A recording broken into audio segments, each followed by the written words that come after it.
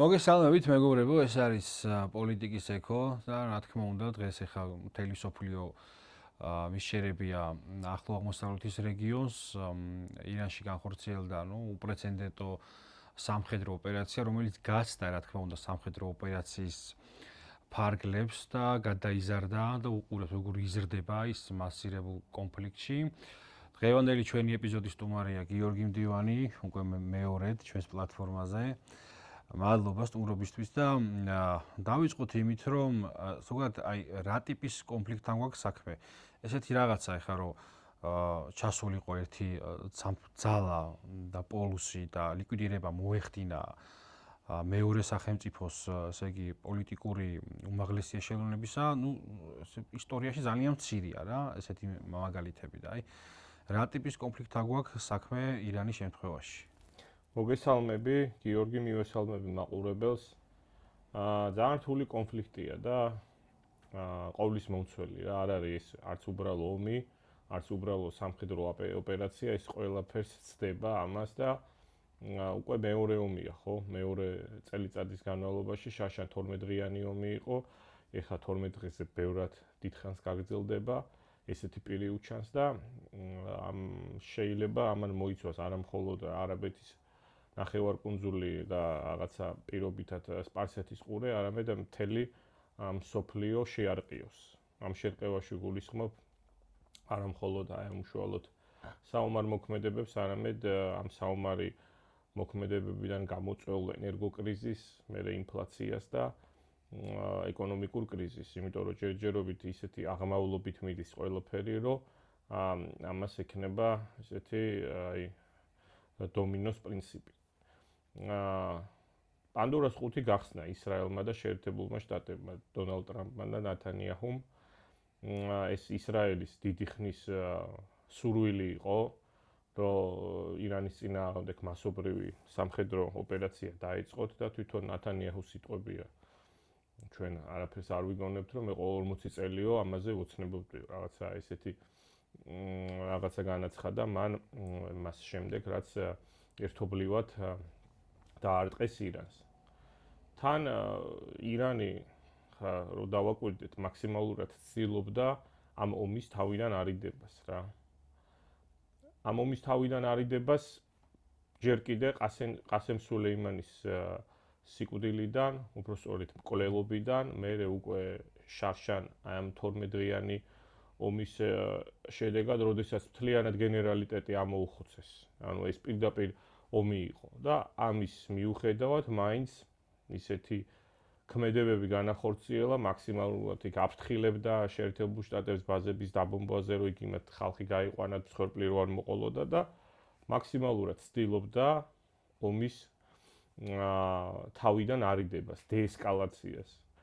მაგრამ ირანის მმართველობას, მათ შორის აიათოლების წყობას კარგად ესმოდა, რომ ომი ადრე თუ გვიან გარდაუვალია და მოხდება და ისინი ემზადებოდნენ ამისთვის ძალიან დიდი ხნის განმავლობაში.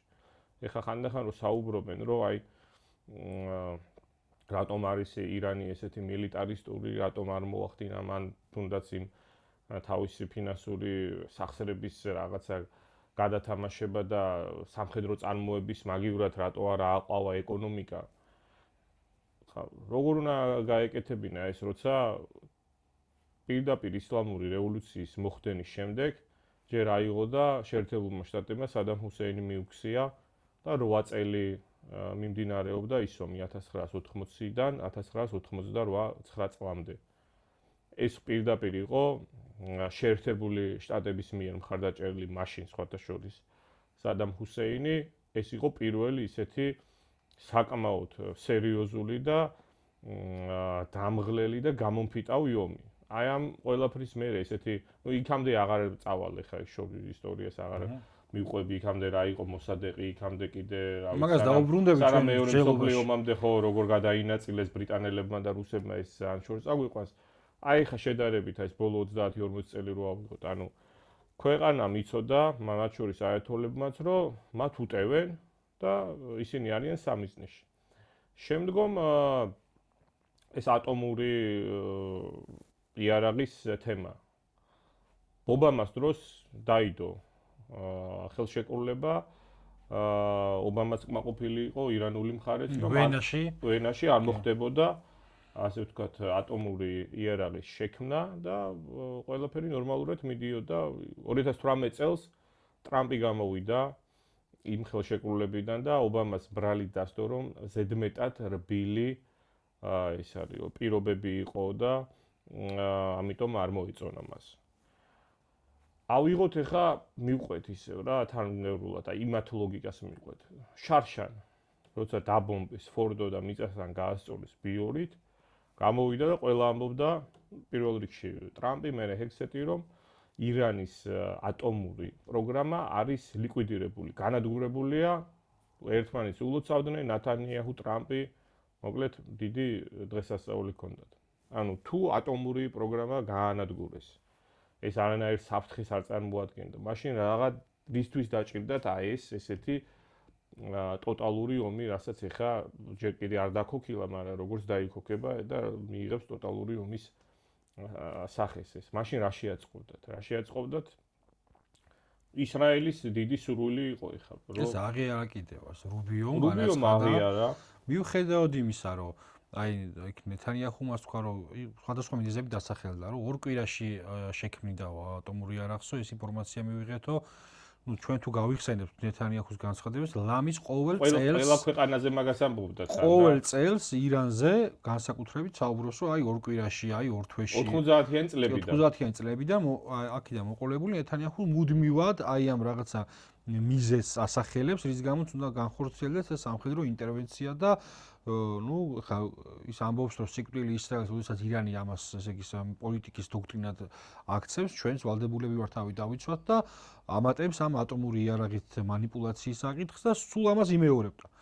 მერე უკვე ну აი ამ ამერიკულ ისტაბლიშმენტში ერთ-ერთი კაცი, ვინც რაღაცა მინიშნებასავით მოგცა, იყო რუბიო, ვინც პირდაპირ განაცხადა, რომ ეს იყო ისრაელის დაჟინებული სურვილი და რადგანაც თუ ისრაელი ამ დარტყმას განახორციელებდა, ჩვენ უეჭველად მივიღებთ ირანისგან საპასუხო დარტყმას და პრევენციულად ჩავერთვეთ ჩვენს ომშიო. აი ხა მოდი ცოტა კონსპირაციაც შეგვიძლია შემოვიტანოთ, იმიტომ რომ ჩვენ მაინც YouTube სივრცეზე გადაცემა ვართ და უფრო მეტად ლოგიკურად, მაგრამ შეიძლება კონსპირაციული თეორიაც შემოვიტანოთ, რომ რამდენად არა, იქ ეპშტეინის ფაილებმა დაადასტურა, რომ ეს კონსპირაციები ნახევრად სიმართლეა. ხო და აი ეს აქამდე, ანუ აღმოსავლეთის აი ამ სამხედრო კონფლიქტამდე, რომელშიც ახლა ჩვენ გვიწევს ცხოვრება და უყურეთ როგორ ვითარდება და მასშტაბურ სახელს იძენს, იყო ნომერ პირველი თემა გეოპოლიტიკაში და სოფლიო პოლიტიკაში ეპშტეინის ფაილები, სკანდალები და ასე შემდეგ. და რამდენად შეიძლება იყოს ლოგიკაში ის, რომ ეს ეპშტეინის მასალები გახდა ტრამპის ადმინისტრაციაზე ნეთანიაჰუს მხრიდან რაღაცნაირად ზეწოლის ინსტრუმენტი და თან პირველი დარტყმა განახორციელა ისრაელმა აი ამ ფორმალურად და შემდეგ უკვე ორკესტრირებულად შეუტიეს თეირანს. თვითონ დაგერ კალსონი ხა მაგას ერთ-ერთი აქტიური წევრი საკმაოდ დიდი წვლილი მიუძღვის კარლსონსაც ტრამპის მეორევადით გამარჯვებაში. ხა ის სვავს ესეთ კითხვებს, ეს ჩვენი კითხვები არ არის და ბევრი შეერთებულ შტატებში, მათ შორის კონსერვატორების, ხო? ხა ჩარლი კირკი უკვე აღარ არის ცოცხალი, ბევრი სვავს ამ კითხვებს. აი ავიღოთ დაგერ კალსონი. ანუ არსებობს გონივრული ეჭვი, ჩვენ მტკიცებით ფორმაში ამას ვერ ვიტყვით, მაგრამ გონივრული ეჭვი არსებობს, რომ ეპშტეინის ფაილებით ხდება ერთგვარი ეს არის ბერკეტი ტრამპის ადმინისტრაციაზე ზემოქმედების. ჩვენ არ ვიცით ახლა კიდე რაღაცეები, ხო? რაც არ გამოქვეყნებულა. ეს ერთი. მეორე ვერსია ვრცელდება ის, რომ დაუშვათ შეერთებულმა შტატებმა ესეთი ულტიმატუმი მიიღო ისრაელისგან, რომ თუ არ ჩაერთვებოდა შეერთებული შტატები ამ ომში, ისრაელი გამოიყენებდა ატომურ იარაღს. ესეც ვრცელდება ესეთი თეორია. თეორია რა პრინციპში ხა დღემდე არა აქვს ნაღიარები ირანის ატომურ პროგრამაზე საუბრობენ და ისრაელს დღემდე არ უღიარებია. ყველა უჩით რომ სამხრეთ აფრიკაში გამოცხადა ეს იარაღი და ეს უკვე თითქოს აი როგორც ჩრდილოეთ კორეაზე ვიცით მაშინ აი ეს არის რა თანამედროვე აი ამ გლობალური პოლიტიკის თვალთმაქცობა აღიარეთ რა თქმინდა ეს თამაში. ეს არის მეორე ვარიანტი. მესამე ვარიანტი არის ის, რომ რაღაცა დაუშვათ ტრამპს სურს მესამე შესაძლო მიზეზი რა, რომ ეძებოთ. ტრამპს სურს, რა თქმა უნდა, ჩინეთის გრძელვადიანი დასუსტება, ამაზე სულ საუბრობს და იქედან გამომდინარე, რომ ჩინეთი არის ირანული ნავთობის ერთ-ერთი ყველაზე მსხვილი მომხმარებელი, სადღაც 80% გააქვს თავისთან ირანული ნავთობისა და მას შემდეგ რაც უკვე ვენესუელაში მოახდინა მადუროს დატყვევება და იქ ჯერ არ ვიცით უკვე როგორ იცვლება დინამიკა, მაგრამ იქაც არსებობს გონივრული ეჭვი იმისა, ვივარაუდოთ, რომ ჩინეთში ვენესუელური ნავთობის ექსპორტი შემცირდება და აი ამით ცდილობს ჩინეთი რაღაცანაირად დაასუსტოს ენერგორესურსების კუთხით და ამასაც აქვს არსებობის. ანუ რეალობაში და მეოთხე თავარი არის ის, რომ რა ვიცი, მე არ მახსენდება არც ერთი პრეზიდენტი შეერთებული შტატებისა, ვინც უპირობოდ ისრაელს არ უჭერდეს მხარს ნებისმიერ საკითხში. ერთადერთი, ისეც ბოლომდე არ არის ცნობილი, მაგრამ ერთადერთი პრეზიდენტი, ვინც არ გაიზიარა ბოლომდე აი ეს ისრაელის მხარდაჭერის პოლიტიკა, უალტერნატივობა იყო კენედი და როგორ დაამთავრა, ესეც ვიცით. კიდე არის ბევრი, არა მარტო უშუალოდ ეს ტრამპის ასე ვთქვათ პიროვნული ურთიერთობა ნათანიაჰუსთან და ტრამპის კონკრეტული ადმინისტრაციის მიმართ რა ბერკეტები აქვს, არის კიდე აიპაკი. აიპაკი არის კიდე ესე იგი, ვინც არის ეს არის ებრაული ლობი ოფიციალურად და აბრევიატურა უბრალოდ და შეერთებულ შტატებში და ფაქტიურად ყველა კონგრესმენი, სენატორი ფინანსდება ამ აიპაკით. ეს მეხუთე, ხო?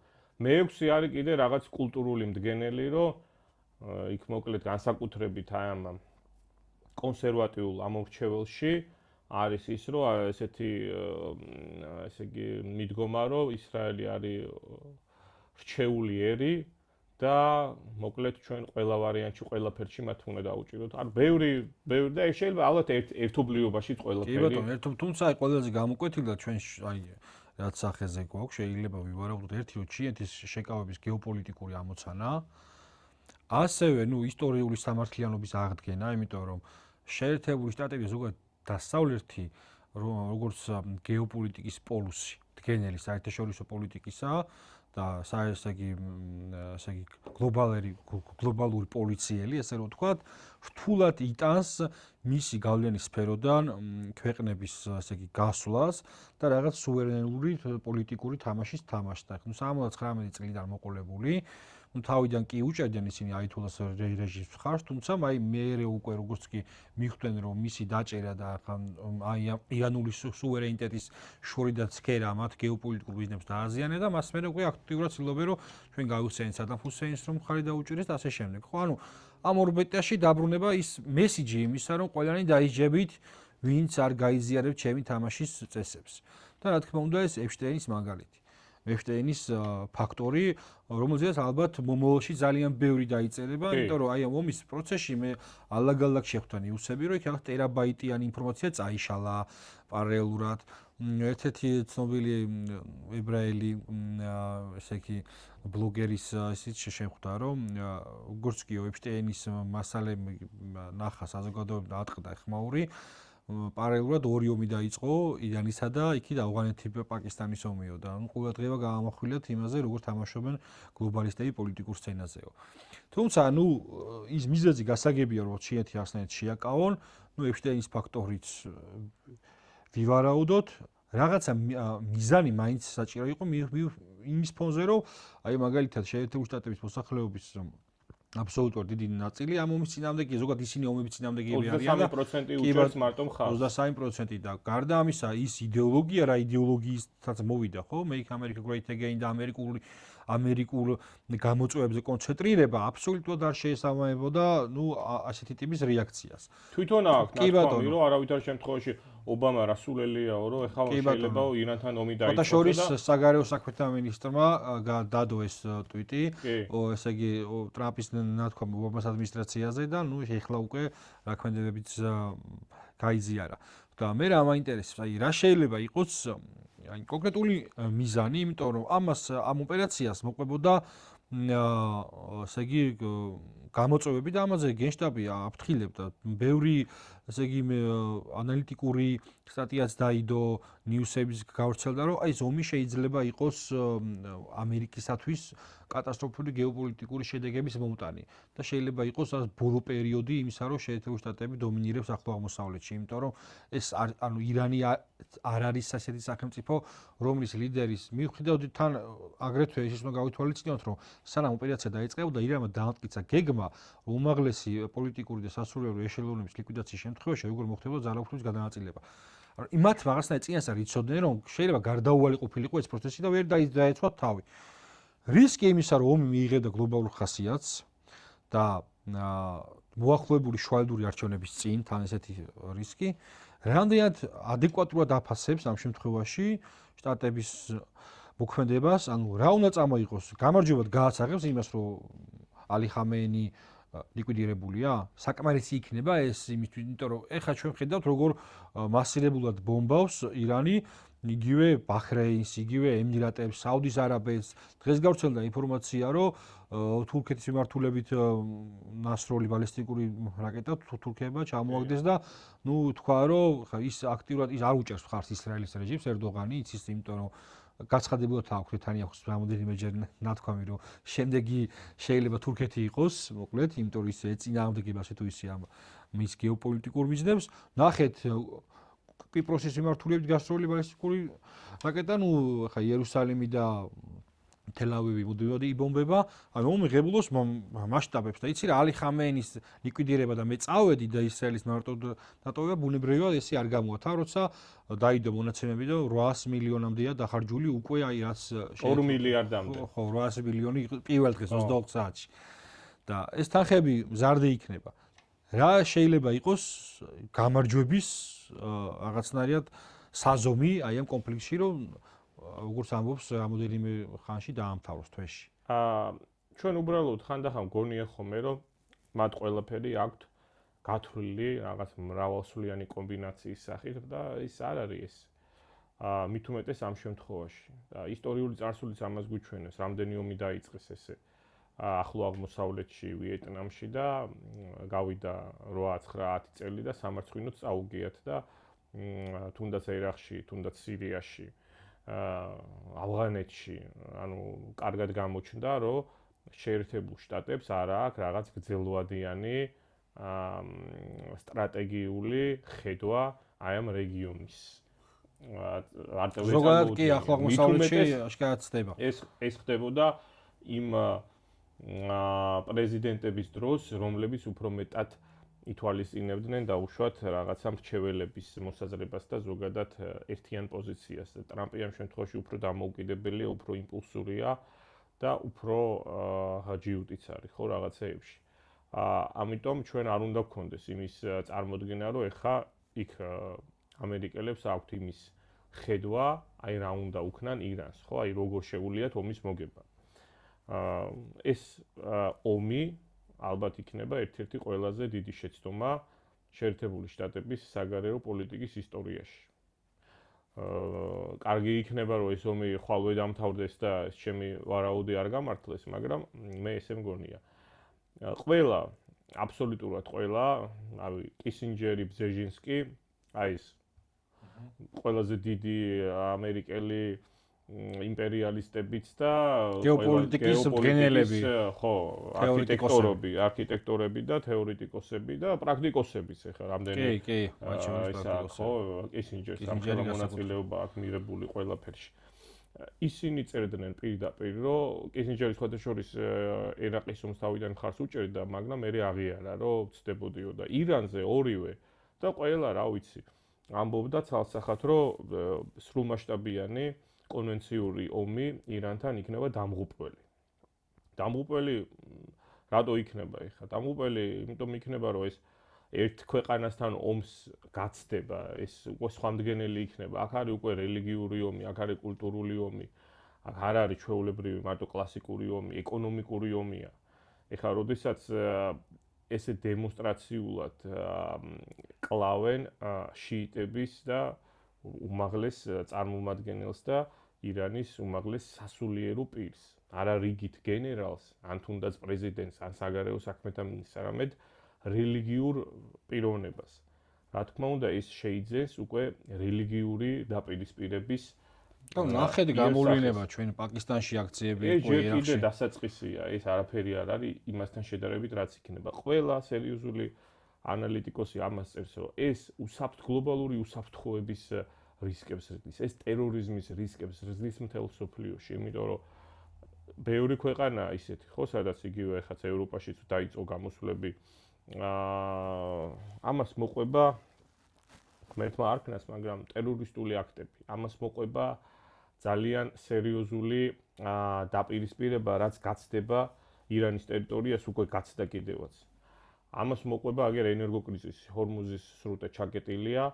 ყოველდღიურად ნავთობზე და გაზზე ფასები იზრდება. 83% გაიზარდა ბრიტანეთში უკვე დღეს მონაცემები. ჰორმუზის სრუტე ხო ჩაკეტილია, ეს ერთი, მეორე სხვადასხვა ინფორმაციები ვრცელდება, ჯერ იყო რომ ირანელებმა დაბომბესო არამკოს უდიდესი ნავთობგადამამუშავებელი კომპანია, ეს არამკო საუდის არაბეთიდან. მერე გავრცელდა ინფორმაცია, რომ არაბებს არ უქნიათო და შეიძლება თვითონ ისრაელმა გააკეთო. მოკლედ, ფაქტი მოხდა, ეხლა ვინ გააკეთა, ეს მეორე საკითხია.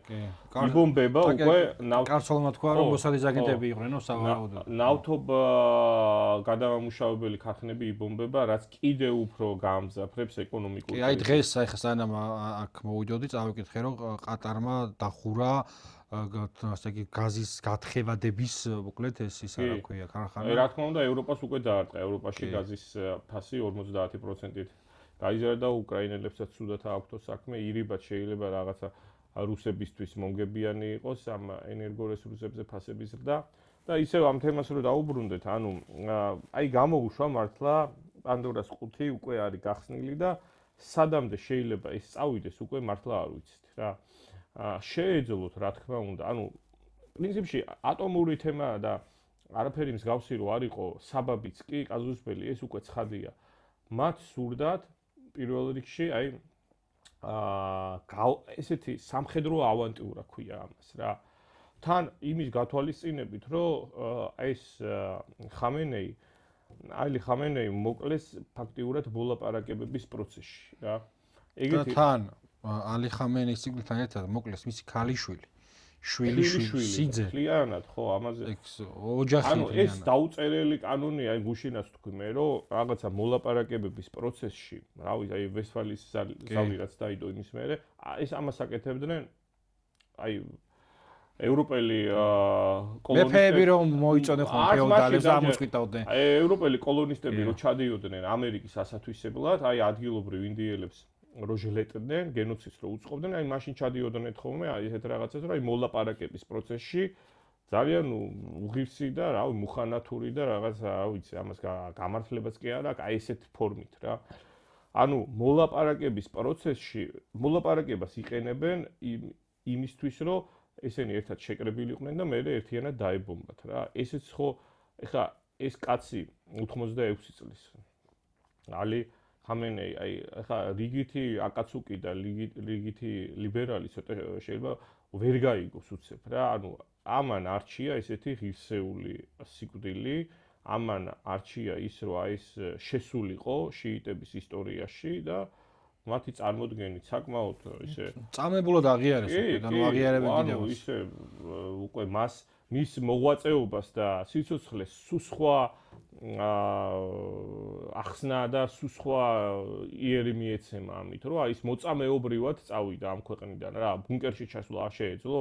ზელენსკი რამდენი თვე იყოს ბუნკერში, მაგრამ ზელენსკისგან განსხვავებით აი ამ 86 წლის ძალიან განათლებულმა ადამიანმა, სხვათა შორის რომელიც იქამდე იყო პრეზიდენტი, სასულიერო პირი იყო, არჩია სულ სხვა სიკვდილი და აღსასრული. ის უკვე კაი ხანია ფიქრობდა იმაზეც, რომ აი გარდაცვალების ან სხვა რაღაც შემთხვევაში როგორ უნდა მომხდარიყო ქვეყნის მართვა და ეს წინასწარ იყო გაწერილი. იქ სხვათა შორის ძალიან ესეთი ფილტრაცია აქვს, იგივე აი ამ სასულიერო პირებს, თუნდაც სამხედროებს ძალიან ყველა განათლებულია, ეს ლარიჯანის ვინც არის ერთ-ერთი ამ საბჭოში და ამის spokesperson-ი ვინც იყო, იმას საერთოდ კანზე აქვს ფილოსოფიური ნაშრომი დასული და ანუ ძალიან ისეთი მომზადებული ხალხია და აი ის რო ესე მოკლეს აი ამ ფორმით აი ეს სასულიერო ლიდერი ამან უკვე სულ სხვა განვითარება შეიძინა. ეს უკვე ვეღარ გაჩერდება ეს. აი სასულიერო. ანუ რა აჩვენა ბოდიში რო გაწყვეტინებ, რა აჩვენა რო მოლაპარაკებასაც აზრი არ აქვს ამათთან, ანუ მოლაპარაკების პროცესში შენ თუ აი ესე კლავ ხალხს, ანუ აღარ მოგელაპარაკებიან ის ხალხი. ხო? ანუ აზრი არ აქვს შენთან მოლაპარაკებას და ეს ომი მიიღებს ისეთ გაგრძელებას, რომ იქნება ძალიან დიდხანს. მოლაპარაკებაც თვითონ ისეთი პროცესი იყო, რომ ეხა ურანის გამიდრების შემცირებაზე ირანი ბევრჯერ დათანხმდა ამ პირობაზე და ზოგადად ალი ხამენის პოლიტიკის ნაწილი იყო ის, რომ ესე იგი აი ატომური იარაღის განვითარების პროექტი ყოფილიყო სავაჭრო ინსტრუმენტი დასავლეთთან და თან გარდა ამისა რაღაცნაირად თავისი სუვერენობაზე ხაზი გაესვა, რომ ისინი ძალას რეგიონალურ ძალას წარმოადგენენ. და იყო სავაჭრო ინსტრუმენტი მათთან სანქციების თან მიმართებით. დანარჩენი იქ რაც ეწერა და რაც განაცხადეს, რომ ბალისტიკური პროგრამების შეჩერება და ასე შემდეგ, ეს ნიშნავდა აი დაახლოებით ზელენსკის რო 28 პუნქტი წარუდგინეს კაპიტულაციური მოლაპარაკების პუნქტები რო დაუდეს, იგივე ეს ნიშნავდა ირანისთვის შეიძლება უფრო მეტსაც, იმიტომ რომ გაცხადებული მტერი ყოველდღე და ყოველდღე კი არა, ყოველწლიურად იყო ესე მოტივირებული, რომ ასე იგი მასირებული იერიში მიეტანა ირანზე. და ასეთი утоპიური მოლაპარაკების დროსაც ირანი ცდილობდა, რომ რაღაცნაირად გამოენახა ესეთი შვალედური პოზიცია, რომ თავიდან აერიდებინა, ხა არავის არ ეგონოს, რომ ხა ირანის არსებული რეჟიმი იყო საუკეთესო ირანელი ხალხისთვის. ჩვენ საუბრობთ გეოპოლიტიკური პროცესების ანალიზის კუთხით და ნუ რაც იყო ფაქტი, ესა იყო ფაქტი, რომ ეს ომი ირანს არ სურდა. ბევრი საუბრობს იმაზე, რომ იცი რა, შეერთებული შტატები ჩინეთთან შეკავების კუთხით თუ ეს უმთავრესი მიზეზია ამ ომის წარმოებისა, შეიძლება ქაოსითაც დაკმაყოფილდეს, მაგრამ წეგან შენ ისაუბრე ამ ომის რელიგიურ ასპექტზე, ხო? კი მართალია, ასე იგი, მუსლიმანური მოსახლეობა ორად არის გაყოფილი რელიგიური კუთხის სუნიტება და შიიტება, თუმცა მათ შორის სოლიდარობის მომენტი მაინც არსებობს, ეს ერთი და თუნდაც შიიტები რომ ავიღოთ, მათი კონცენტრაცია მხოლოდ მარტო ირანში არ არის და მაყურებელს კარგად მოაუხსნათ, ერაყის მოსახლეობის 75-80% შიიტია, ასევე კი ბატონო, ასევე შიიტები არიან პაკისტანში, რომელიც ირანის შემდგომ იქ დაახლოებით 15%-ია, მაგრამ მოსახლეობა რიცხოვნობით დიდია და ირანის შემდგომ არის მეორე ქვეყანა და იმიტომაც შევარდნენ საელჩოში და მსხვერპლიც მოყვა მაგამ ადამიანი დაიღუპა. კი ბატონო.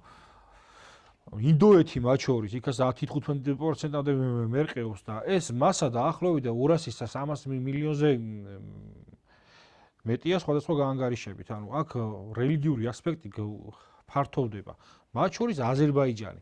აზერბაიჯანი შეიძლება რაღაცნაირად ეთნიკურად თურქებთან სიახლოვესა და გეოპოლიტიკური მიზნებით ერთი აქვს, თუმცა ჩვენ ვიხილეთ ის, რომ როდესაც ალი ხამენი გარდაიცვალა, ლიკვიდირებული იქნა, როგორ გამართეს საქართველოში მცხოვრებმა ეთნიკურმა აზერბაიჯანმა, რომელიც შიიტები არიან, რაღაც თავიანთი რიტუალი და ხო, როგორ იგლოვეს მათი სულიერი ლიდერის გარდაცვალება. ანუ მასშტაბები საკმაოდ დიდია და ქაოსის ინსტრუმენტი, რომელიც ფიქრობენ, რომ შეიძლება შტატებმა გამოიყენოს და ამით შეაკავოს, ეს ინსტრუმენტი პირიქით ამ ომის მსვლელობის დინამიკაში არის ირანელთა ინსტრუმენტი და არა და უბრალოდ ამერიკელების, რომ აი ეს რეგიონალური ქაოსით მაქსიმალური ზეწოლა მოახდინონ, თუნდაც იმ არაბეთის ყურის სხვა ქვეყნებზე, აი ის რომ მაგალითად ხა იბომბება ამერიკული ბაზები, ამაზე ირანი არ ფრთხილებს დიდი ხანია. და მან კაფიოდ განაცხადა, რომ ყველა ბაზა და ყველა ინფრასტრუქტურა, რომელიც მიიღებს მონაწილეობას ისრაელ-ამერიკის მხარეს აი ამ ომში, იქნება ჩვენი მხრიდან აგრესიის მიზანი და ანუ იმის თქმა მინდა, რომ ქაოსი და ეს ქაოტურიო ხა გავრცელდა ის რომ ეს ალი ხამენეის დოქტრინის ნაწილიც იყო, რომ ყველაფრის ესე იგი თუ მოხდა ეს მასშტაბური სისხლის ღვრა, ირანი არიჩევს ამ გზას. და არ ამგონია, რომ შეერთებულ შტატებს გამოუვიდეს მართოს ეს ქაოსი, იმიტომ რომ ქაოსი სადაც დაითესა ყველა ესეთი ომი, იგივე ავღანეთი ან ერაყი, ყველგან საბოლოო ჯამში ისეთ დონეზე გაიწელა, რომ მოუწია უკან გამოსვლა და ავღანეთის შემთხვევაში სამარცხინოდ როგორც შტატებს, ისევე საბჭოთა კავშირს. დაახლოებით აი მაგ მიმართულებით მივდივართ.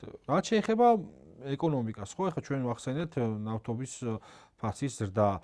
სხვათა შორის საინტერესო განცხადება გააკეთა ლავროვმა, რომ ჩვენ სანქციებს არ დავაწესებთ, ამერიკელთან მიმართოს ჩვენი სტილი არ არისო. თუმცა ყურადღება გაამახვილა იმაზე, რომ ამდენი ხანიო მინდიოდაო, ესე იგი პოლიტიკური, ესე იგი პაექრობა და ქიშპია ატომურ შეიარაღებაზე და როგორც ხედავთ, ირანი არ აწარმოებდაო ამას, მაგრამ ეს ომი შეიძლება გახდესო მთავარი მამოტივებელები ძალა იმის, რომ ატომი ადერთუგია მათ შექმნანო და ამაზე უნდა ეფიქრათო იმ ხალხს, ვინც დაგეგმა ეს ოპერაცია და ესეც ესეთია, დამაფიქრებელი ინსტრუმენტი, იმიტომ რომ ხა რო ქონოდა მას ატომი არც 18 დღიანი ომი არ იქნებოდა და არც ეს რაღაცნაირად ინტერვენცია და სულ ის რომ სუვერენიტეტი დღეს გადის ესეთი მომაკვდინებელი იარაღზე საერთოდ ანგრევს საერთაშორისო სამართალს, სისტემას, გაერო საერთოდ აღარავის აღარ ახსოვს და ის კი არა ევროპაში ერთ-ერთი ქვეყანაა აღმოჩნდა აბსოლუტურად ცინიკურად, ეხლა სანამ ესპანეთზე გადავალ, დღეს წავიკითხე ლიეტუვას განცხადება, რომ თუ ხო, ჩვენც მივიღებთ მონაწილეობას. ხო, ლიეტუვა ხან უკრაინას იცავს, ხან გრენლანდიის დაცვა უნდა, მოკლედ ყველგან და ერთ-ერთი ქვეყანა აღმოჩნდა ესპანეთი, ვინც განაცხადა, რომ ესე არ არის მეგობრებო, ეს ჩვენთვის მნიშვნელოვანია საერთაშორისო მშვიდობა, საერთაშორისო სამართალი, პრინციპები, ღირებულებები და ესეთი შემთხვევა ჩვენ კი ვნახეთ, რომ მადუროს ჩამოგდების მერე საერთოდ მოირღვა საერთაშორისო სამართალი და ტრამპა განაცხადა, რომ ჩემი ინდიციაო საერთაშორისო სამართალი და ძალა აღმარცხნავსო დაახლოებით, ხო, ქართული მორალი გამოჩერებს. ხო, ჩემი მორალიაო. ესეთი გრევა, სისტემური გრევა დიდ მასშტაბებში შეიძლება არა მხოლოდ ამ რეგიონს გაცდება და ეს რელიგიური ომები კი არა, შეიძლება აბსოლუტურად სხვა ცივილიზაციურ ომში შეიძლება გადაიზარდოს რა. მიზეზების ძებნას და მაგრამ აი ვინ ამოუშვა ეს. და ჰანტინგტონი მართალი ხდება ამ შემთხვევაში? ჰანტინგტონი ყოველთვის მართალი იყო, იმიტომ რომ ზოგადად ამ კულტურულ მდგენელს ძალიან დიდი მნიშვნელობა აქვს, ხო, რამდენ ნაწილად ყოფდა ის 7-8 ნაწილად და ეს ეხა კარგად ჩანს ესეთი კატაკლიზმების დროს, რომ იგივე ესეთი გლობალური დაპირისპირება როა პირველ რიგში ხალხი ერთიანდება რის გარშემო, ჯერ ეროვნული იდენტობის გარშემო, რელიგიის გარშემო, აი ეს საინტერესოა, რომ აი ეს კლასობრივი მომენტი ესეთ დროს გადადის მეორე პლანზე. ყველგან არა, მაგრამ ხშირ შემთხვევაში და აი ეს კულტურული და რელიგიური დაპირისპირება გამოდის ახლა.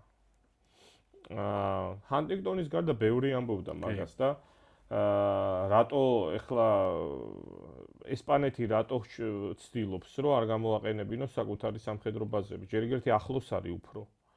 მეორეც ეგერთი იქ საკმაოდ დიდი რაოდენობის მუსლიმები ყავს სხვა ევროპულ ქვეყნებთან შედარებით და ეს პედრო სანჩესი საკმაოდ ღირსეული და თანმიმდევრული პოლიტიკოსი აღმოჩნდა. კი, ბევრი მინუსი აქვს იქ, რომ რაღაცა ძალიან ზედმეტად ლიბერალური მიგრაციული პოლიტიკა აქვს და აქ არაკანონიერი მიგრანტების ლეგალიზებას ცდილობს, მაგრამ ამას რო თავი დავანებოთ, იგივე რუსეთ-უკრაინის კონფლიქტის შემდეგ, იგივე პალესტინა-ისრაელის კონფლიქტის შემდეგ და ეხაც არის თანმიმდევრული და ამბობდა, რომ თუ რუსეთს უწესებთ სანქციებსო, მაშინ ისრაელს რატო არ უწესებთ სანქციებსო.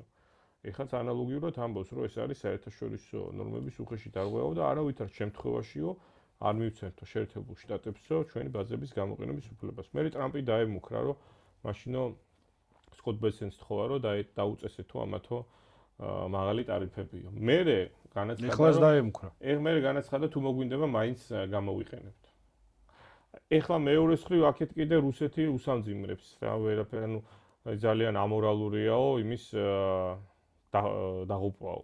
და ანუ მისამძიმრებით შემოიფარგლება. პუტინი მაგალითად ვერც ნათანიაჰუს და ვერც ტრამპს ანუ ადრესატად არ მოიხსენიებს კი, მაგრამ ვინ არის პასუხისმგებელი იმაზე ეს ალი ხამენეი ესე რო დაიღუპა, ხო, თავის თუ არ დაიღუპა. ვერც ლავროვი, ანუ მათი ეს თანაგრძნობა მაგ შემთხვევაში რა ხდება? მაგ შემთხვევაში ჩედემაუზს ჰქონდა ის, რომ ესე იგი სტრატეგიულ ხეჯირებას აკეთებს რუსეთიო, ხეჯირება არის დაზღვევის ერთ-ერთი ფორმა.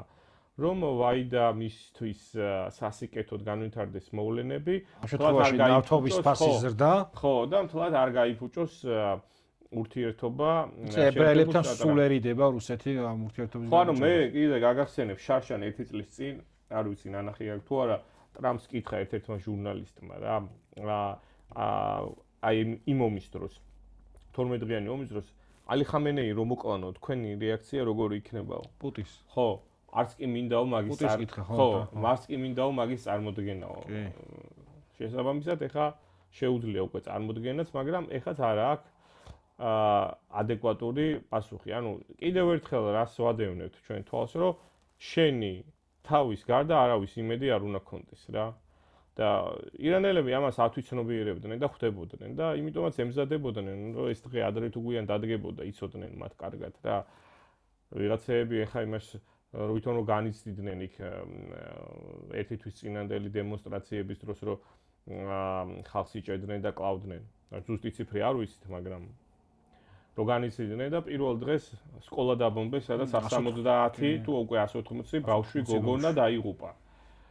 180 გოგონა დაიღუპა და ესენი გამოვლენ მერე და დაგიწყებენ ადამიანის უფლებებზე საუბარს რა. კი ბატონო, მაგ თემას მინდა რომ ბოლოსკენ შევეხო. ერთ-ერთი რაც დადასტურდა არის, რომ ჩინეთი აწვდის ამ სატელიტურ ინფორმაციას, ჯერ და სადაზვერო ინფორმაციას, ამ ეტაპზე შეიძლება კმარა, იმიტომ რომ ხა აი მაგალითად ემირატების ემირატების თავდაცვა გამოვიდა და ჩვენო გავანეიტრალეთო, პირველი შეტევა იყო ირანის ბალისტიკური რაკეტებისა და დაახლოებით 2-3 საათში უკვე მიზანს მოხვდა ყველა ეს ბალისტიკური რაკეტა, ვეღარ იმუშავა ვერც ისრაელში რკინის გუმბათმა და ვერც ამათმა თავდაცვითმა ესე იგი სისტემებმა და ალბათ ამაში ჩინელების ხერი ურევია, იმიტომ რომ საკმაოდ ზუსტია ეს ბალისტიკური რაკეტებით, რომელიც სხვათა შორის მიწისქვეშა სისტემებით არის უზრუნველყოფილი და დაფარული და მათი განეიტრალება ესე ძალიან რთულია რა. კი ჩვენ ვნახეთ რომ მოსადმა მაგრად იმუშავა და დაზვერვის ინფორმაციები მიაწოდა, იყო საუბარი იმის რომ მათ გატეკეს ასევე თეირანის ქუჩის კამერები და ტექნოლოგიურად რა თქმა უნდა, ისედაც ვიცოდით ეს ამბავი რომ ისრაელიდან შეერთებული შტატები ერთად ბევრად წინ იყო ვიდრე ირანი, თუმცა ირანს აქვს რეგიონალური სპეციფიკა და ისტორიული მემკვიდრეობა, ეს არის ქვეყანა, რომელმაც გადაიტანა სელჩუკების, მონღოლების, აი ბევრი დამპყრობლის ბატონობა და ყველა შემთხვევაში მოახერხა რომ თავისი კულტურული ნარატივი გაეძლიერებინა და ანუ თავისი კულტურული ნარატივის საფარქვეშ მოეხდინა დამპყრობელთა ასიმილაცია რა. და დღემდე ხა გვინდა არ გვინდა ირანი არის უძველესი იმპერია, რომელიც ამ რეგიონში თამაშობს და ითამაშებს კიდევ დიდი ხანი.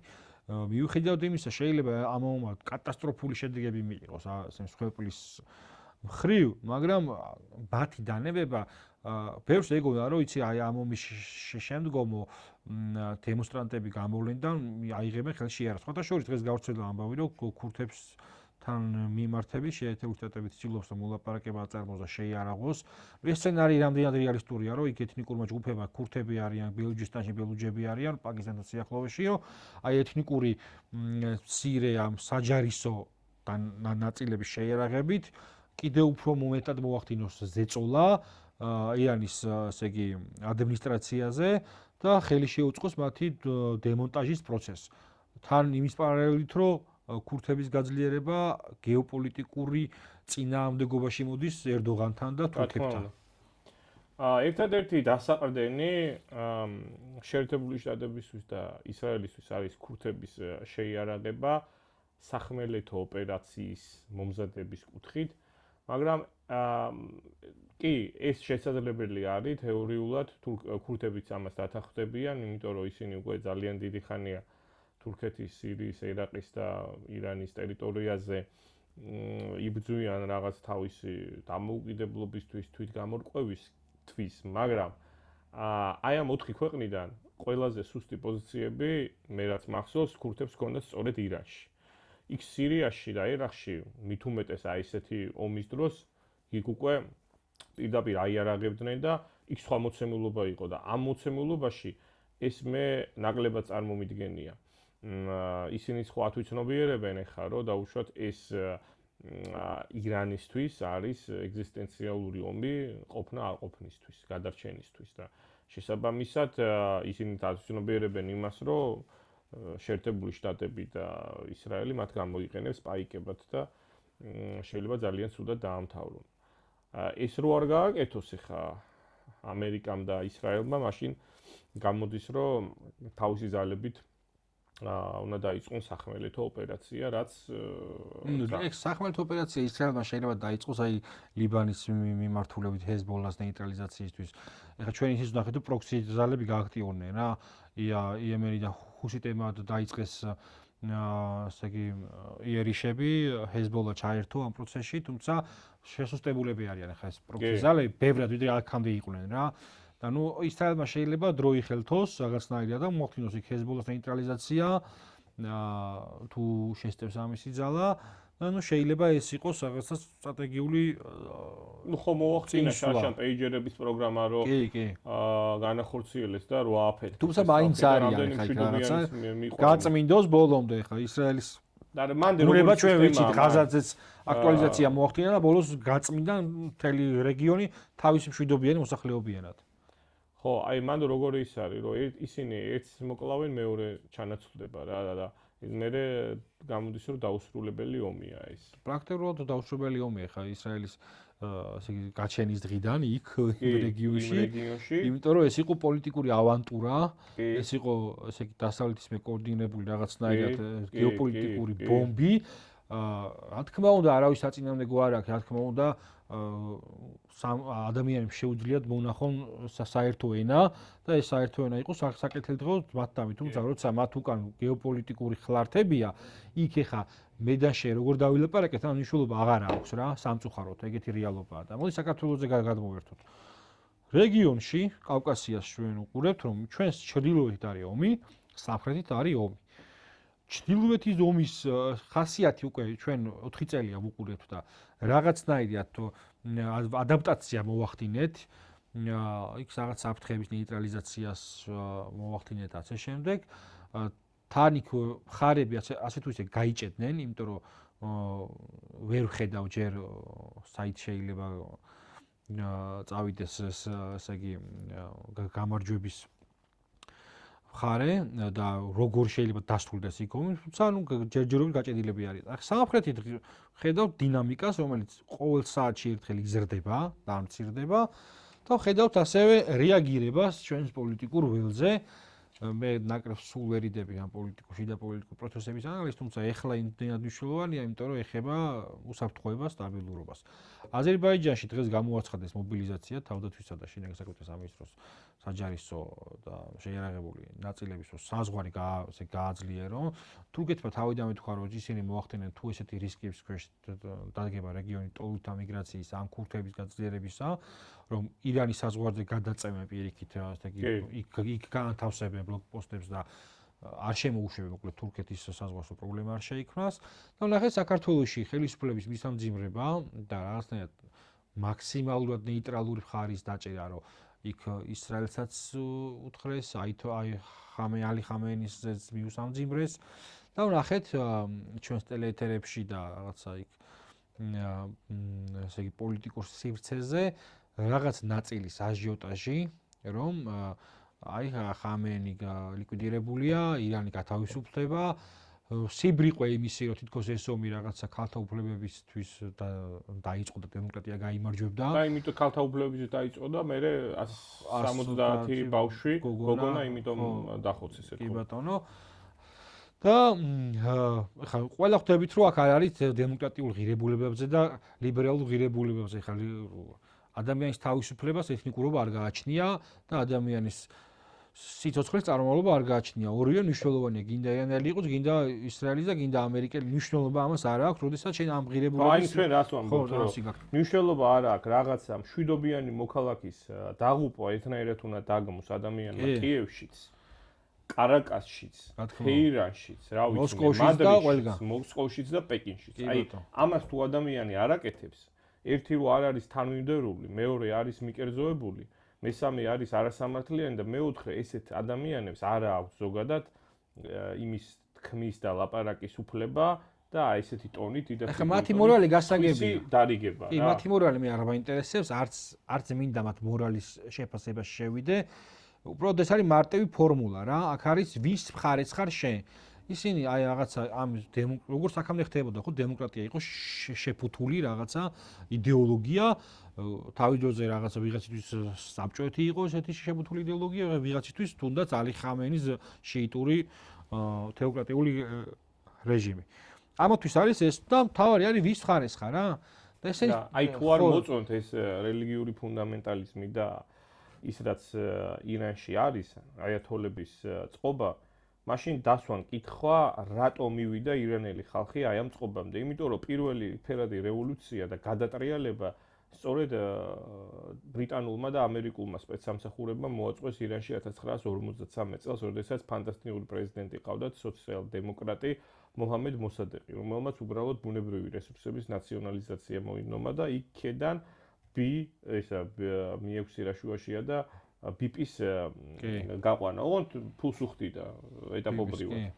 ბიპის გაყვანა და მაშინ მოუწყვეს სისხლიანი გადატრიალება აი ამ კაცს. თუ ეხს აღიზიანებთ, მაშინ არის დაგმონ, მაგრამ ამათ იმის უნარის არ აქვს. აქ მესიჯი რაც არის, კავშირი ნახო. აქ მესიჯი რაც არის ჩამოსული, ესე რომ ვთქვათ.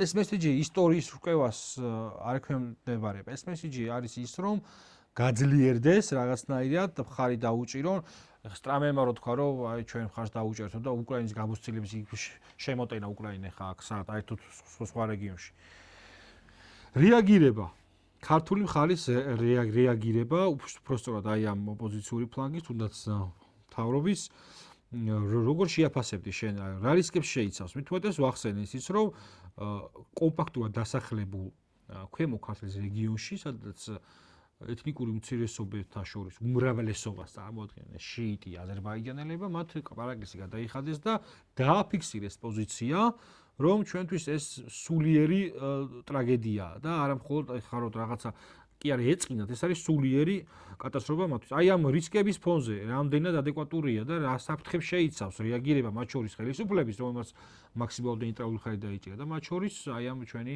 ოპოზიციური ხელისუფლების რეაქცია ძალიან სწორი იყო, იმიტომ რომ ჩვენ თუ ვხედავთ აქ და ესე თავისუფლად საუბრობთ და ვაანალიზებთ მოვლენებს, ხელისუფლების წარმომადგენლებს უფრო მეტი ვალდებულება აქვთ, იმიტომ რომ მათი თითოეული სიტყვა სხვანაირად ჩანს, არა მარტო შიდა აუდიტორიისთვის, არამედ გარე სამყაროსთვისაც და შესაბამისად ძალიან სწორად, მაქსიმალურად ის პოლიტიკა გააგრძელეს, ის ნეიტრალური მშვიდობის პოლიტიკა და კონფლიქტის ყველა მონაწილეს პირდაპირ თუ ირიბათ, ვინც არის ჩართული აი ამ უკვე გლობალურ დაპირისპირებაში, ყველას მიუსამძიმრეს, ყველას მიმართ განსაკუთრებით მშვიდობიანი მოსახლეობის დაღუპვის გამო მიუსამძიმრეს და ძალიან სწორი იყო ეს, იმიტომ რომ ჩვენ არ ვართ ეხა იმ პოზიციაში, რომ რაღაცა ხელისუფლებას გულისხმობ, რომ ხელისუფლებამ რაღაცა ამ კონფლიქტში მტკვარ-მართლის ძიება დაიწყოს. რაც შეეხება ოპოზიციას, ოპოზიციას ეხა აზრი რო არ მოეკითხება დიდად და ესენი არიან პირდაპირ არათუ დაუშვათ ქართული ოცნების მოწინააღმდეგე, ისინი უბრალოდ სახელმწიფოს მტრები არიან, სახელმწიფოებრიობის მტრები არიან. იქედან სამწუხაროდ აი ეს ხალხია რა, ვისთანაც ერთად ჩვენ ცხოვრება გვიწევს და იმედია ყველა არა, მაგრამ იქედან ნაწილი იმასაც დაუჭერს ხას, რომ აქ ბომბები ცვიოდეს. კი, თქვენს კიდევაც. და ხანდახან პირდაპირ ამბობენ. ალი ხამეის ბედი გაიზიაროს ბიძი და ივანიშვილმა და ეხა მინიმალური სვეპლი იყოს ოღონდო. ანუ სვეპლი იყოს ოღონდ მინიმალურიო. აი ეს ხალხი ეხა რაზე აქვს ამ ხალხს საუბრის უფლებას კი არ უნდა კონდეს და იმიტომაც არის შესაბამისად რომ პულსი არ ისინჯებათ. ესეთი აი ძნელბედობის ჟამს განსაკუთრებით ეს ყოველთვის ყველგან ეგრეა, გინდა არა ომი, აი ეპიდემიაც რო აიღო, ხო, რაღაც მასობრივი როგორც კორონა იყო და ასე შემდეგ, ყოველთვის ხალხი მოსახლეობა საკუთარი ხელისუფლების მმართველობის გარშემო კონსოლიდაციას ახდენს, ეს არის დაუწერელი კანონი რა, ადამიანის, ავიცი, თვითგადარჩენის ინსტინქტია, რომ აი შენ მმართველ წრესთან არ არის იქ უკვე რაღაცა ისეთი კინკლაობის და დაპირისპირების დრო, როდესაც აი სოფლიო არის რაღაცა აი ესეთი დაპირისპირების ზღვარზე. და წარმოიდგინე, რამხელა რისკს ეთამაშებიან, ანუ ჩვენ მოგწონს, არ მოგწონს არსებული სოციო-ეკონომიკური მდგომარეობა, თუნდაც პოლიტიკური მდგომარეობა, პოლარიზაციის დონე, გასაგებია, რომ უკეთესი მომავლის შენებლობისკენ უნდა ვიყოთ მიმართულები, მაგრამ მაშინ, როდესაც საქართველო და კავკასია ასე თუ ისე არის მშვიდობის კუნძული ახლა ამ დიდ გლობალურ მასშტაბში. კავკასიაში მარტო საქართველო. კავკასიაში საქართველო. და იქეთ კიდე ომანი მარტო. კი, მშვიდობის კუნძული. აქ მცდელობა იმისი, რომ შენ რაღაცა მკვეთრი პოზიციონირება დაეჭირო, თან გაცხადებული იყო. შენ გყავს შეიტური უმცირესობა. ომი ღებულობს რელიგიურის, ესე იგი, იმის სახეს, ასპექტს. აქ რისკი იმისა, რომ შენი რაღაცა ვიწრო პოლიტიკური ინტერესი დააგროვო და აქ ვიღაცა მაგარ ბიჭად გამოჩნდე და იცი რა, მე აქ პროამერიკელი ვარ და ირანის შესუსტება რუსეთს შეასუსტებს. ჩვენ ვნახეთ ირანში ომი დაიწყო და რუსული ნავთობ კომპანიების აქციების ფასმა მოიმატა, გაიზარდა. ეს ირიბის შედეგი შეასუსტებს კი თუ არა, ამას ვნახავ ჩვენ რა მომავალში. რუსეთს არაერთხელ გაუყიდია ირანი. და ეს ირანმა იცის კიდევაც და სხვადასხვა ისლამური სახელმწიფოს ფუძემდებელი სიტყვები იყო, რომ ამერიკა ბოროტებაა, მაგრამ საბჭოთა კავშირი კიდევ უფრო დიდი სატანა არის. იქ არ არის ეგეთი ირანის სუვერენულ თამაშს თამაშობდა და ის რომ რაღაცნაირად ესე იგი საბჭოთა რუსეთისა და ჩინეთთან მოკავშირეობა ჰქონდა 20 წლიანი და 25 წლიანი, ეს იყო მისი აი ამ დიდი გეოსტრატეგიული თამაშის მოცემულობა. თორე თვითონაც იცოდა რომ არ შეიძლებოდა ნდობა მათი. და შენი აქ რაღაც პრიმიტიული პროამერიკული ზღაპრებით საზოგადოების მოტყუება, ახლა მე კიდევ ერთხელ ვიმეორებ, რეჟიმი გასაგებია რომ არ იყო რეჟიმი, რომელსაც თავისუფლად ცხოვრობდა ხალხი და ავტოკრატიული რეჟიმი იყო. ეს გასაგებია, სხვაგან სასადარი. სხვა მოიცა, იცი რომელი იყო ბოლო ქვეყანა, სადაც ქალებს მართვის მოწმობის აღების უფლება მიცეს. იცი რომელი იყო, რომელი ქვეყანა? იყო საუდის არაბეთი ან იქ საერთოდ საშნელი კანონები. აი ხავი გადავამოწმებ მაგას რა. ხო და საუდის არაბეთი ანუ ამერიკელების მოკავშირე ქვეყანა იყო, სადაც ბოლოს ამერიკელების გამოთქმა ის შეიძლება ძაღლია, მაგრამ ჩემი ძაღლია რა. ესეთი გამოთქმა არსებობს მათ საერთაშორისო პოლიტიკაში და ეხლა ამ ახლო აღმოსავლეთის ამერიკელ მოკავშირეებში, რაც არიან ეს პოლიტიკური სუბიექტები, ყველაზე დემოკრატიული იყო ირანი. იმიტომ რომ იქ რაღაცა ხდებოდა, იქ არჩევნები და არჩევნები იყო. ეხლა ირანში დემოკრატიის ხარისხი უფრო მაღალია, მაგალითად, ვიდრე ბელარუსში ან თუნდაც რუსეთში, იმიტომ რომ ბოლო პრეზიდენტო არჩევნებზე ხელისუფლებო კანდიდატმა წააგო ფეზეშქიანი იყო რეფორმისტი და არ იყო ხელისუფლების მიერ ხარდაჭერილი. ანუ 2018 წლის აგერ 24 ივნისს მიცეს საუდის არაბეთში ქალებს მართვის მოწმობის აღების და ქონის უფლება. საუდის არაბეთი სტაბილურად ხო, რომ წარმოვიდგინოთ რა. ამერიკელებს მოკავშირე და იქ რა ხდება, არავის ლიბერალებს არ აინტერესებს, დემოკრატია იყო ისევ და ისევ, აი მოსადეყის ირანში და იქ დემოკრატია მოკლეს ამერიკულმა და ბრიტანულმა სპეცსამსახურებმა. კი ბატონო, და აი ესეთი თამაში შენი ქვეყნის რაღაცა ბედით ეს არის პრობა, გაცნობიერებული თუ გაუცნობიერებელი. მე დარწმუნებული ვარ იმაში, რომ აი ამ შვიდობის კუნძულის ცქერა ბევრს არ ესიამონება. ქვეყნის შინთვისაც არ ესიამონება, მაგას ჩვენ ასე თუ ისე მოუვლით. საზოგადოება ასე იგი ცოტა ესეთი რაციონალურად მოფიქრალი ხალხი, თუმცა ქვეყნის გარეთ ვისაც ეს არ მოეწონება, დიდია რისკი იმისა, რომ ზეწოლა გაიზარდოს რა. რა თქმა უნდა. ამიტომაც ალბათ აუცილებელია, რომ რაღაც სიფხიზლე შევინარჩუნოთ და ესე ღია თუ არ ვისაუბრეთ, ვის რა ინტერესი აქვს. ეხლა ჩვენ შეიძლება დაინტერესებული პირები ვართ. ასევე ღიად უნდა ისაუბროს მაქსიმალურად პოლიტიკურმა ძალებმაც, მათ შორის იგივე ოპოზიცია, რომელიც თუ რაღაცაში ოპონირება და ქვეყნის წინსვლა უნდა, აი ესეთი უაზრო გამოხტობები უნდა დაგმოს, იმიტომ რომ საფრთხის ქვეშ დააყენოს შენი ქვეყნის ბედი, ეს უიცობა კი ეს არის მტრობა. ანუ ეხლა ხო ძალიან კარგად გამოჩნდა, რამდენად მნიშვნელოვანია მშვიდობა რა, ყოველი შემდგომი კონფლიქტის დროს ერთიურად იზრდება მშვიდობის ფასი. და ის რომ მართლა არის აი ალტერნატივო რავი შორს რო წავიდეთ დუბაი და გაერთიანებული ემირატები და საუდის არაბეთი სადაც ისეთი ფეშენებელური სასტუმროებია და ისეთ აქცენტს აკეთებდნენ უსაფრთხოებაზე და ასე შემდეგ და იბომბება და ცეცხლის ალშია გახვეული დუბაი ამას ხო ბევრი ვერც წარმოიდგენდა ხო და დუბაი და საუდის არაბეთი მისვლა რომ იქ რაღაცა იბომბება ჩვენ, აი მე გუშინას თქვი რომ ჩვენ და ომანი ვართ, მეგონი ერთად თუ ომაშიც ჩამოვარდა უკვე ბომბები. არა მარტო სამეზობლოში, არამედ აი მთლიანი რეგიონი რო ავიღოთ რა, აი რო ჩავყვეთ ახლო აღმოსავლეთ, სადაც ბოლო 10 წლის განმავლობაში არჩა სომხეთში ომი იყო, აზერბაიჯანში ომი იყო, თურქეთშიც არ იყო მშვიდობა, ეხა ნუ ირანზე და იმაზე ისრაელზე და პალესტინაზე არ მაქვს საუბარი, ეს ქვეყნების ცეცხლის ალში არიან ყატარი, ბაჰრეინი, ყველგან და ჩვენთან ამხელა პოლიტიკური აქტივი არის მშვიდობა და კი, არის რა, ეს პოლიტიკური აქტივია ხელისუფლებისთვის მშვიდობა და იმის მაგივრად რომ გამოვიდნენ და მართლა იმაზე ისაუბრონ, თუნდაც ედებატონ რაღაცა როგორ ქვეყანაში ვიცხოვრობთ, როგორ შევცვალოთ ეკონომიკური პოლიტიკა, რაღაცა როგორ გავაჯამოთ. ამ რისკებზე ისაუბრონ, რაც არის საერთაშორისო პოლიტიკის რეგიონში. თამაშობენ და ანუ იმაზე საუბრობენ და იმაზე ოცნებობენ, რომ აი აქ ჩამოვარდეს ეს დასავლური ჭურვები რა.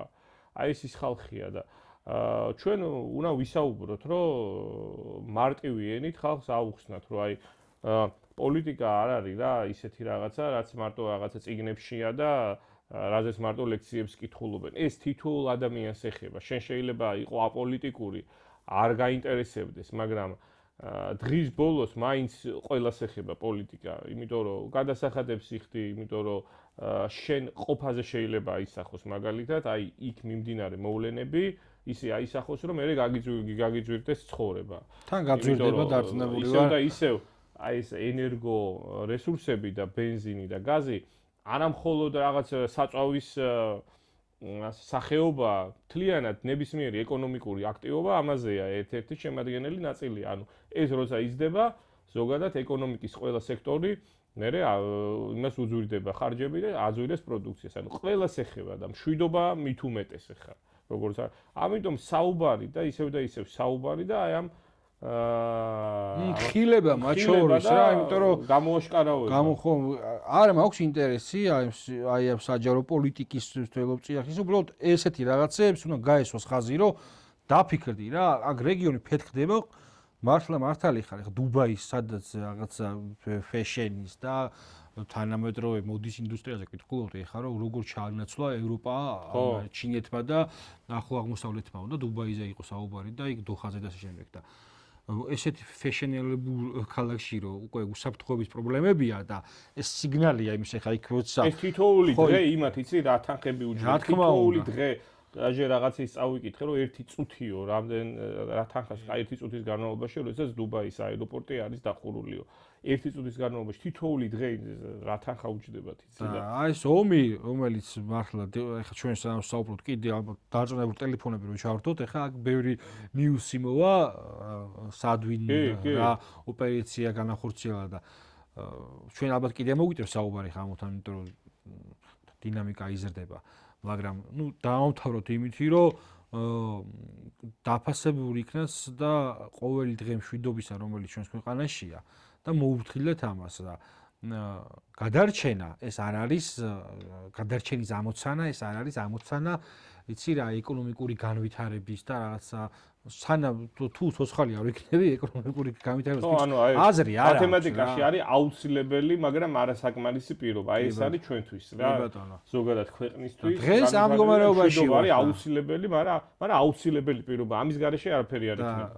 თუ ერთმან უქმნეს, მაგრამ თუ უცილობელი გახდა ამ რეგიონში სამხედრო კონფლიქტები, ისე მაინც ვიყოთ ერთმანეთთან, რომ თუ მოგვიწევს ჩართვა, იმის შიში არ ქონდეს, რომ ზურგისში ვიღაცა ჩვენი ქვეყნის საწინააღმდეგო ხლართებს გააბავს რა და ახლა თუ ამათ კიდე რაღაცა ინტერესი აქვს, რომ იცი რა, ამერიკამ უნდა გაიმარჯვოს და ამერიკა გვიშველის, აცალდე კაცო, გაიმარჯვოს ჯერ და როცა მოყომარდება ყველაფერი, მე ამას ქენი თავი, ეხა საფრთხის ქვეშ ვაყენებ შენ, ეხა დუბაის ბომბავს და იქით იერუსალიმის ფეხებზე კიდე არა, იმიტომ რომ ის თავისთვის გადარჩენისთვის ბრძოლობს და ეხლა რა გია თბილისში და ქუთაისში ნამდვილად არ მინდა რომ აქ ვიღაცებმა როგორც ახსენეს ისეთი მომავალი ვნახოთ. მადლობა მოკლედ და მადლობა მოპატიჟებისთვის. წარმატებები და მშვიდობა ჩვენ ქვეყანას. მშვიდობა რეგიონს მათ შორის. მშვიდობა.